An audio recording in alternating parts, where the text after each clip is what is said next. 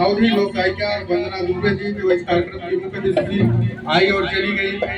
दूसरे हमारे मुख्य अतिथि जौनपुर की वायरल और ट्रेंडिंग कलाकार खुशबू रानी जी जो आप सबके बीच रही, परफॉर्मेंस दिया, लोगों ने प्यार उतार दिया और उनको गोरखपुर जाना है इसी काम से, तो बेटे को आशीर्वाद देते हुए गोरखपुर। आज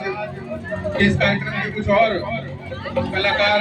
जो विशिष्ट अतिथि है, जिसमें से मंजू मोहिनी जी, रीता कुटी रानी और उनके साथ चल करके आई हंसी रानी जी,